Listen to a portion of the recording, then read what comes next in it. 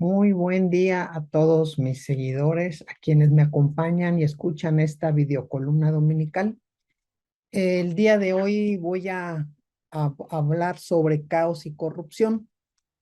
Primero quiero manifestar mi solidaridad a todos los damnificados en Guerrero, que es una entidad que ha padecido una serie de sucesos desdichados, no de ahorita, por muchos años, al igual que muchas otras entidades sureñas donde pues ha habido destrucción y muchas desgracias que han alterado gravemente el desarrollo normal de la vida de los habitantes y por supuesto de un conjunto de cosas que no les han permitido llegar a una vida mejor. Pasarelas de funcionarios enteros, protección civil municipal, protección civil estatal, federal, o sea, hay mucho que reflexionar a partir de este hecho, que es simple y sencillamente un símbolo, un ejemplo más del caos social que impera, sobre todo yo lo apuntaría en el sur de nuestro país. Ojalá los diputados locales, federales, todos los que les han pedido y acudido casa por casa a pedir su voto, del mismo modo ya estén ahorita organizados, casa por casa en brigadas, arrastrando las botas y colaborando para generar yo digo que la reconstrucción, porque tenemos una serie de políticos locales ineptos que no solamente son de ahorita, no quiero hablar sobre el caos de ahorita únicamente, sino referirme al caos nacional que tiene que ver con la corrupción que va a ser la causa fundamental de que hoy lo que vemos de este huracán Otis siga prevaleciendo. ¿Por qué? Porque los políticos saltan de una presidencia a diputación local, de diputación local a federal, van y vienen y no quieren soltar la silla. Se vuelven gobernadores, luego quieren ser secretarios de Estado. Es un acto de corruptos que de lo que más se sabe es que se hicieron de casas, de dinero, y como dice un amigo mío, no han pagado un litro de gasolina en su vida, han vivido del erario. Entonces, la percepción ciudadana de esta realidad o de una realidad donde el manto de la justicia es un fantasma y donde perciben y constatan que les han gobernado corruptos perennes, propicia las conductas que hemos visto ahora en este caos. ¿A qué me refiero? Familias enteras saqueando todo tipo de comercios. No dejaron nada vivo. Bueno, repartiéndose el botín, cargando, llevando. Es terrible esa destrucción moral y la destrucción también de los núcleos sociales. No dejaron nada. Robaron motos, bueno, comida, no sé qué tanto, eso ni siquiera tendrá yo que juzgarlo, que es, si hay necesidad, se entiende, pero escaleras de incendios, pantallas, cargábamos pantallas, computadoras. No vi a un pueblo unido, vi a un pueblo saqueando. El caos y la destrucción por el huracán se sumó, o más bien fue la oportunidad para actos de rapiñas. Bueno, ni siquiera el INE se salvó. Fíjense, cuando decimos ni el INE se salvó, significa que ni siquiera tuvieron un poquito de pensamiento, porque ellos mismos van a padecer la burocracia de todo esto. Pero bueno, si a lo mejor hacemos una reflexión de que los jóvenes, quizás yo no sé cómo esté ahora el censo, creo que no hay sobre esto, a lo mejor de cada 100 en el sur del país, 5 tienen estudios o están actualmente estudiando la prepa y pocos menos llegan a la universidad. No porque no hay oportunidad, porque no lo quieren hacer, pero todos sí tienen su televisión, su pantallón. Entonces, ciudadanos unos y delincuentes cotidianos otros, porque yo no creo que todos los ciudadanos sean delincuentes, sino que la oportunidad abrió en esta turba social, pero los delincuentes que sí viven y han vivido de la delincuencia, pues vieron una súper oportunidad. No quiero ni pretendo devaluar o subestimar el sufrimiento para nada, pero hay algo bien importante que yo reflexiono. Estas personas, estos pobladores, estas familias que iban con niños, con hijas, con mujeres, chiquititos, tomando las cosas, se comportan así porque han tenido el ejemplo de los que lo han gobernado, de los que los han educado. Maestros que han visto rompiendo vidrios, haciendo saqueos, mentando madre, tomando calles. Bueno, finalmente lo que han visto durante sexenios son actos miserables de autoridades que les han permitido y propiciado a cambio actos de ilegalidad. Y entonces, a lo mejor ahí tendríamos que hacer una reflexión de que si han visto todo esto y las autoridades han sido cómplices, pues los ejemplos son lo primero que aprendemos. Ejemplos notorios de impunidad, la degeneración del servicio público. Y fíjense, dignificar el servicio público tiene que empezar primero con que sientan vergüenza, con la vergüenza que puedan ayudarnos a romper los eslabones que unen a estos corruptos, eslabones que parecen indisolubles mientras mantienen a toda la ciudadanía cautiva. Y entonces, simple y sencillamente, en nuestro país, ser pobre puede ser una experiencia que genera vergüenza, que degrada la dignidad de los niños, de las niñas, de la autoestima de una persona. Poco nos hemos puesto a pensar en lo que tiene que ver con el ámbito psicosocial. Hemos visto las causas, leído lo que nos hablan sobre las manifestaciones de la pobreza, que son variadas, pero hay una cuestión que no podemos dejar de lado. Yo pienso que se sufre un menoscabo, por supuesto, y una discriminación, aunque no sea consciente, y que lastiman la dignidad de las personas. Se sienten menos que otros.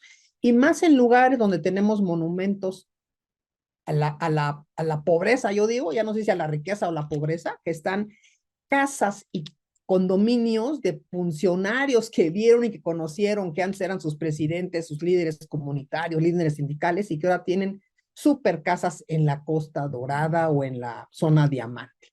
Y entonces las personas siguen atrapadas en la pobreza. Me ha tocado vivir en Chiapas, conozco la pobreza, conozco todo lo que ha pasado, conozco también de Guerrero, porque trabajé muchos años en temas donde tenía que ir a arrastrar los pies a estas comunidades.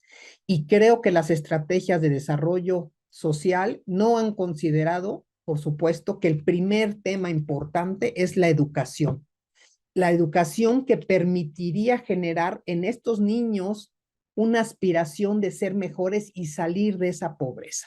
Y entonces, si hay una evidente relación entre la pobreza, la angustia que les generan estos hechos, la insensibilidad de las autoridades y la propia insensibilidad que viven las familias que los llevan a cometer tropelías.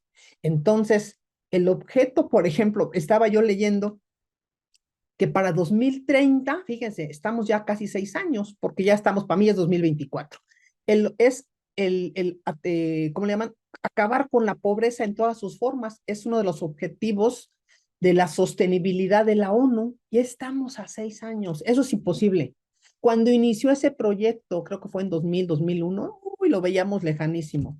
Seguimos con esas mismas condiciones que han procreado estas desgracias y que hacen la parálisis que cuando suceden estos hechos sigamos sin ser preventivos, porque son personas los que tendrían que estar ya capacitados, saber qué van a pasar, saber cómo voy a ayudar a la población. Y bueno, todo esto tiene que ver con todo un entorno de caos y corrupción. Ahora bien, ¿qué podemos decir de las conductas delictivas? Porque son de todos los bandos, de los gobernantes y de la población. No hay límites, hay una permisividad, porque hay una conducta que se revela en cada oportunidad que advierten y por eso cada vez que había o que sigue habiendo un sismo, un hecho catastrófico, todos los ratas, todas las madrigueras se ponen de fiesta, vuelven de fiesta porque inmediatamente saben cómo hacer negocios, ya lo tienen perfectamente estructurado. Mientras nosotros no tenemos gente capaz, funcionarios que sepan qué hacer, porque hemos privilegiado, y lo he dicho en otras oportunidades, la amistad y los compromisos por encima de la profesionalización. Y hay cosas como son las económicas, como son lo de prevención de riesgos, como son lo de contralorías, fiscalización, el ámbito de la educación, que no podemos dejarlos a cualquier hijo de vecino. ¿Cuántos secretarios de educación hemos visto pasar? Y la educación en México sigue igual.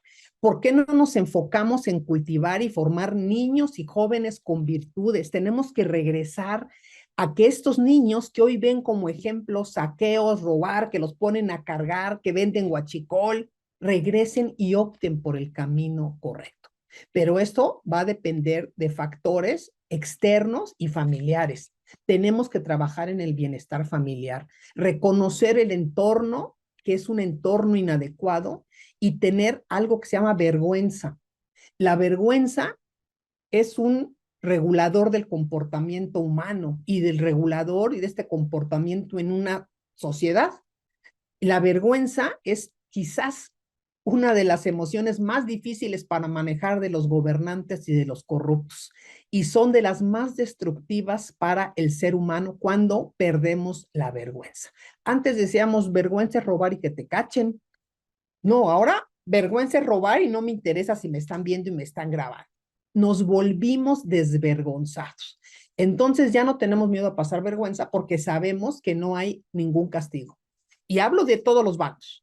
El que viene y roba, el que va y rompe las casetas, el que llega y no va a educar a los hijos, los maestros que beben trago, los maestros que no quieren llegar, los maestros que no están porque quieren estar, los líderes sociales que se roban el dinero. Todos han perdido la vergüenza. Y esto sí ha implicado que esta libertinaje, yo diría, se genere en un caos.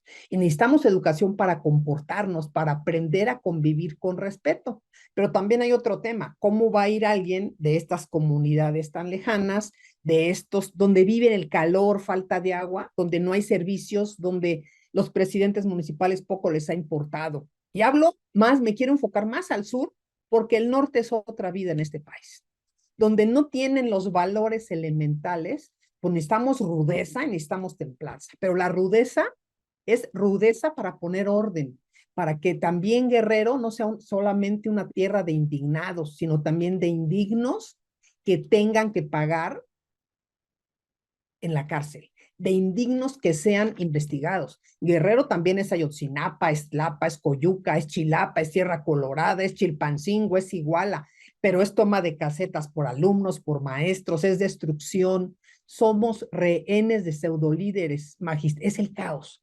Y entonces, fíjense cómo la impunidad propicia deshumanización. No importa el dolor social y los que veamos ahora, si los núcleos centrales, los niños, las mujeres, pues simple y sencillamente ven que pasan despensas y pasan esto y finalmente dirán, pues ellos roban, ¿por qué yo no? El ejemplo que han tenido ha sido ese. Entonces no va a haber justicia mientras prevalezca corrupción, pero también la educación ha tenido años, yo creo que más de 40 años, de noches negras, oscuras. Y entonces, para que la gente vaya y tenga ganas de educarse, necesitamos que lleven el estómago repleto.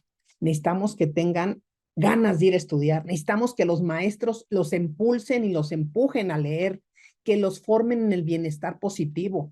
Perdónenme, pero no hemos logrado que los maestros se eduquen y que no se vayan a molestar. Hay muchos y muchos y muy dignos. Conozco los que están dignos y están trabajando porque también estuve en el magisterio, que les duele el alma porque los maestros no llegan, los supervisores están en la hamaca en su casa. El afrontamiento de la crisis no es algo que se revele en las clases diarias para que podamos nosotros formar a jóvenes con resiliencia. Oigan, estuvimos casi 2 años en COVID en casa. ¿Qué leyeron? ¿Qué hicieron? ¿Cuál fue el orden para lograr que los maestros llegaran al nivel de sentir vergüenza y de saber que necesitan prepararse para llevar a los seres, a los humanos que tienen ahí socialmente a una vida mejor? Esa ausencia de vergüenza son para mí de las cosas más importantes. Y entonces, cuando tenemos posibilidad de leer, de que los niños vayan con su pancita llena, de que los papás estén contentos, pues lo que vemos es que tienen hambre del subsidio, están esperando la mano. Por eso hoy mismo no hay una organización para que lo primero que sea es en mi cuadra me organizo, pongo, levanto, hago, trabajo, porque de aquí voy a vivir. No, esto es algo que tendría que nacer de ellos. pero están en una depresión oculta. Eso es lo que yo pienso. Y lo que necesitamos ahora, yo les recomiendo mucho muchos conceptos que ahora le estoy planteando, los analicé o los tomé del libro La vergüenza revolucionaria de Frederick Gross.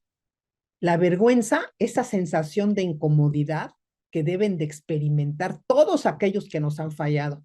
¿Y saben qué? Ahora lo que necesitamos es que la vergüenza cambie de bando, que los que tengan vergüenza sean los que han fallado a la sociedad, los que han dejado de hacer las cosas, los que se han atascado de dinero, de recursos, de bienes, de plazas, porque sigue la corrupción. Y yo los invito a todos a reflexionar sobre esto. Ojalá pudiéramos regenerarnos como sociedad. La sociedad necesita regenerarse. Necesitamos y tenemos derecho al bienestar y a una vida mejor. Y ahora, pues nada más nos queda sacar nuestro corazón a orear y abrazar la esperanza de un país sin corrupción. Muy buen día y muchas gracias.